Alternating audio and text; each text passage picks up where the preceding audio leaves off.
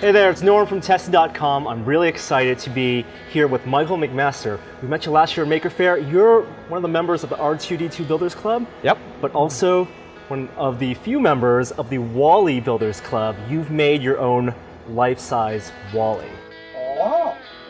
Wall-E lives on a farm. We're here at your orange farm in the middle of California to see your workshop and to hear about the story of how you built this Wall-E. So where did this begin?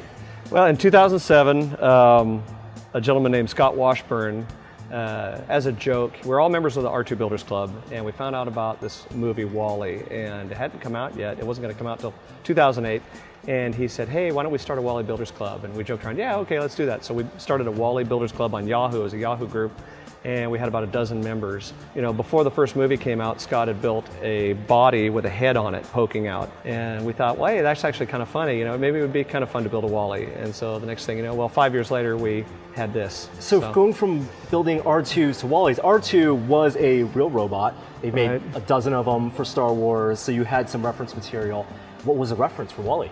Yeah, Wall-E was a lot more difficult. It was screen grabs, movie posters, there was a lot of printed material. Blu-ray was our friend. We were able to take a lot of screen grabs from that, which was very useful. And you learned through watching those Blu-rays that because Wall-E was CG, there wasn't just one shape. Right. So how is this Wall-E scaled in relation to the movie?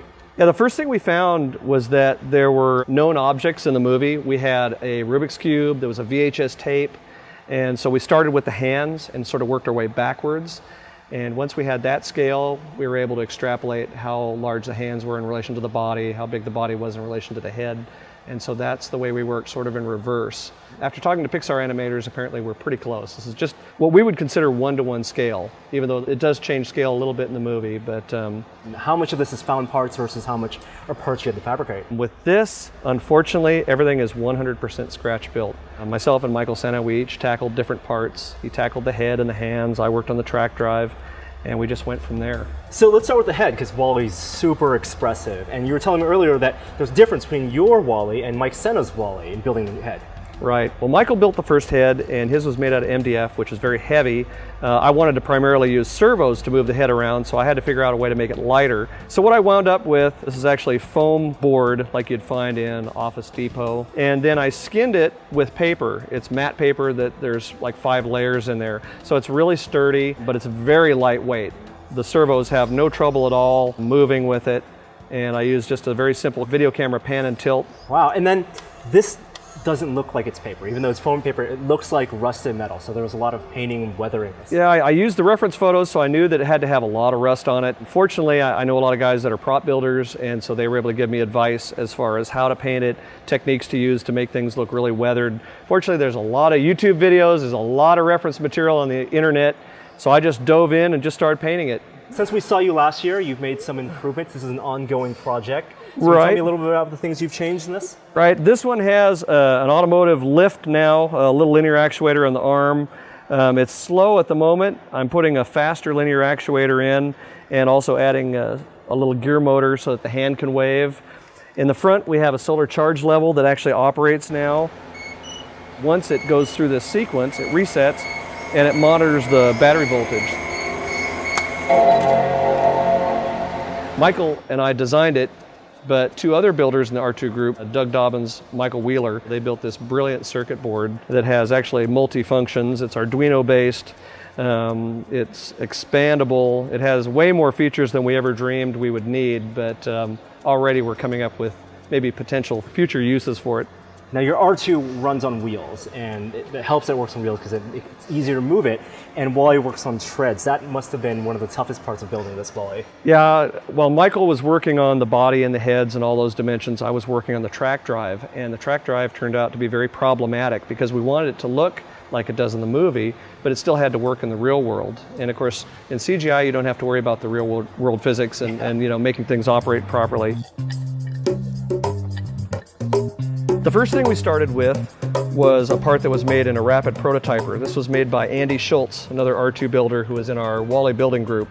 And this was based on the actual tread. I quickly realized that this wouldn't quite fit on the plastic conveyor track that I was going to use underneath as the structure. So I had to make this piece out of wood, which it's similar, in appearance, but it has cutouts for the conveyor track so that it would work with the system that I was using mechanically.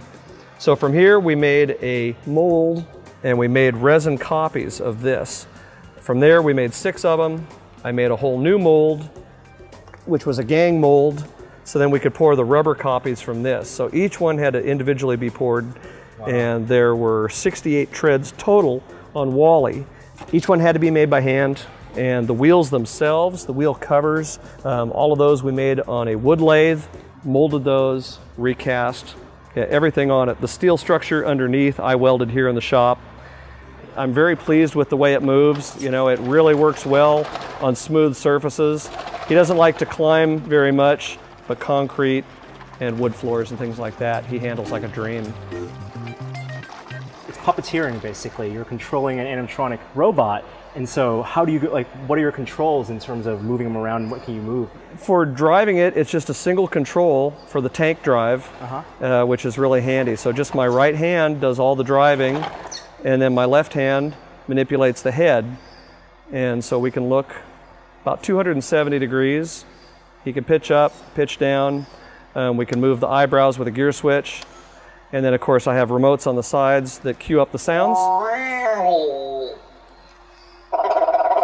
And then of course he can play music as well.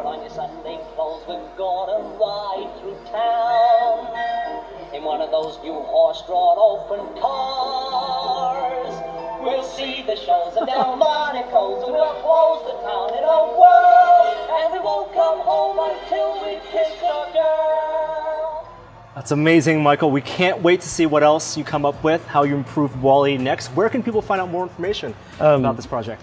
The Wally Builders Club, it's a Yahoo group, and they can go to Yahoo and type in Wally Builders Club. They can find us there, or they can go to wallybuildersclub.net. And for more makers like Michael and their amazing projects, you can go to tested.com, subscribe to our channel on YouTube.